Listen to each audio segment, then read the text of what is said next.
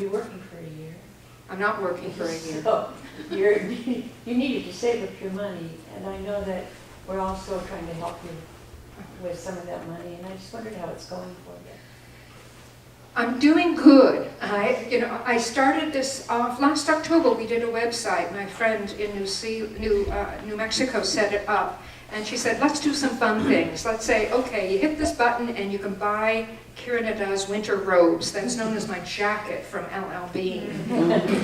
Or and somebody yesterday sent me some money for my lunches for the month of December. So in December, I'm eating lunch with Shirley. And I have people sitting in the audience that are eating meals with me for the month of August, etc.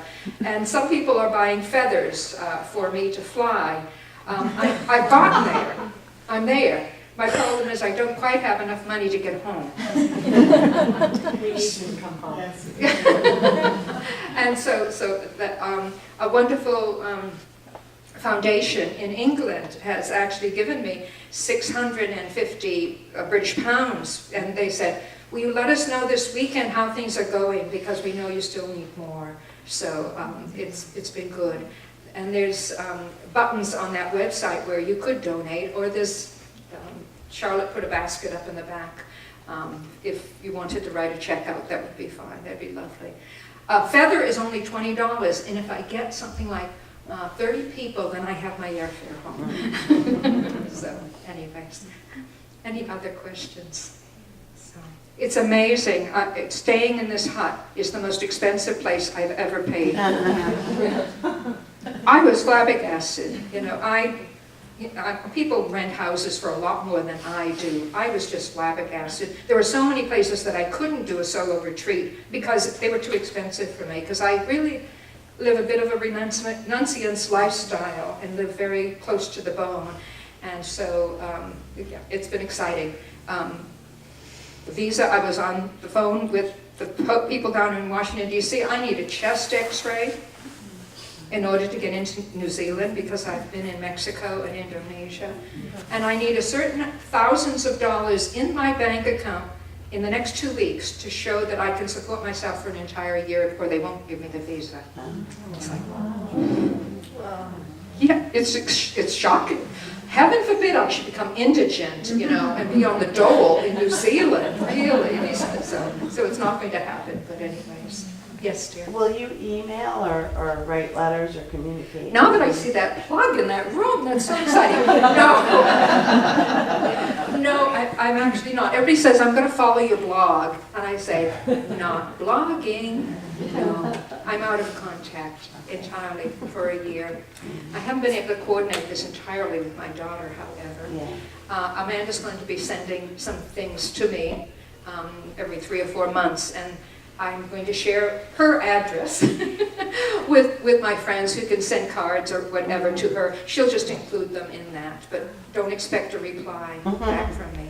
But Amanda, the plan is that I really am sending you a postcard every month or 2 months, so that all of you people that go by Rite Aid Pharmacy in Exeter, where my daughter works, Yes. and say, "How's your mother doing?" She'll have something to hold up and wave, so that she'll know that I'm still okay. Yes. Okay. Do you have contact with the crew that runs the place? It took me 5 months to get a reply the first time. And I said, this is not really going to work well if they're so slow. They're very laid-back people in New Zealand, and the Australians are likewise. I was mentioning, you call the university and you have to wait for 10 rings of the phone before they pick the phone up. We're a little bit faster here, and I realize this. But just this past weekend, I got the name of someone who's willing to support me, and she said, "Not a problem." She said, "What do you mean they're only going to give you food fortnightly, every 2 weeks, fresh vegetables, fresh food, down at the corner, down at the rock where you backpack it up? You should have it every week. I'm going to call them and find out what's going on." So, yes, I have someone who's going to be looking out for me for that. And I'm trying my darndest to figure out all the medical things that I might need, unpacking it. I'm planning on being sick by myself.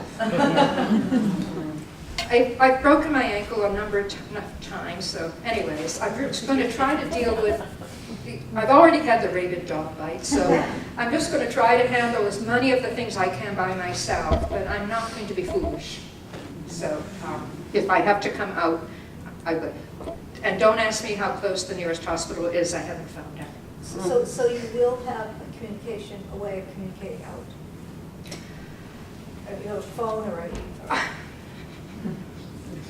The guy on the phone said, so bring a phone with you and we'll put a SIM card in for it for emergencies. And then this woman I spoke to on the phone, I said, that's what he told me. She said, I said, I thought so.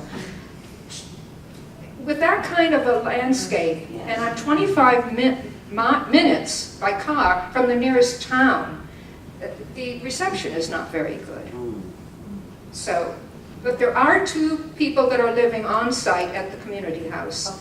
And we're back to thinking about flares, Amanda. So You need to have like something. when I get stuck in the hole or whatever, you know, and to let them know where I am, I'm bringing flares. And the discussion is whether I can bring them on an airplane or do I have to buy them locally. I think I have to buy them.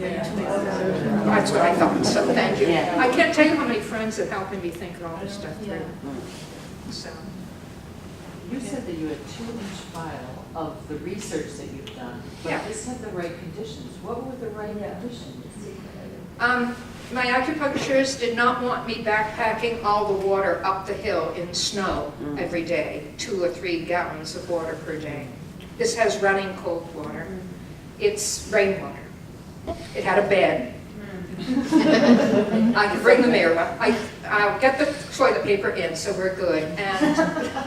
And it wasn't severe conditions. I think in Scotland, it's really damp and stone and cold, and same down in Spain, sunny for sure, but snow in the wintertime. So this rainy, wet winter was more, she thought I should be able to handle that better.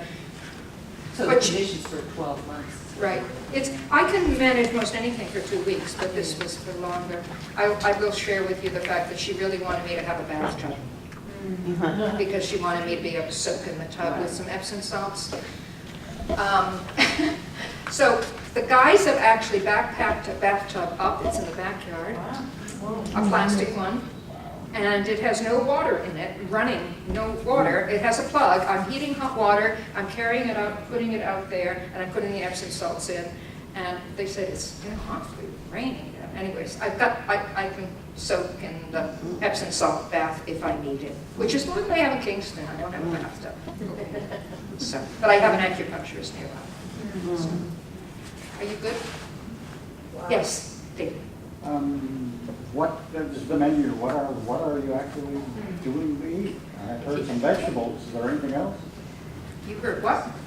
Vegetables. I'm a vegetarian, of course, and I don't digest beans well, and so that's why I'm trying to get in there a few days early to get to the store and see what they actually have. I can give them a food list, and they'll buy what I ask them to buy, but I don't want to ask for things that are crazy, that are only what we have in New England, so I need to see what kind of soy products they have, etc. there, and I'm a big nut eater, but we also know that it takes 4 cups of nuts to make enough protein per day, but I can't eat 4 cups of nuts.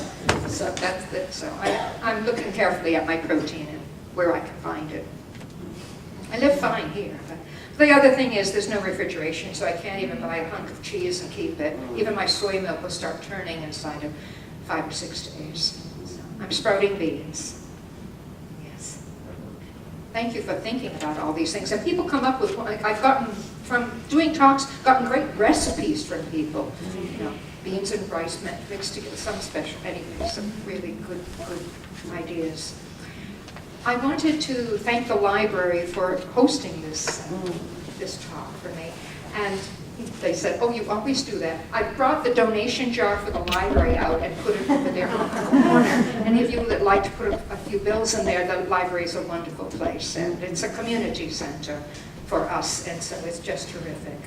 And thank the people that brought cookies and my friends that support this, as well as Charlotte, who's got the hot water for tea and coffee on there. And I thank you folks all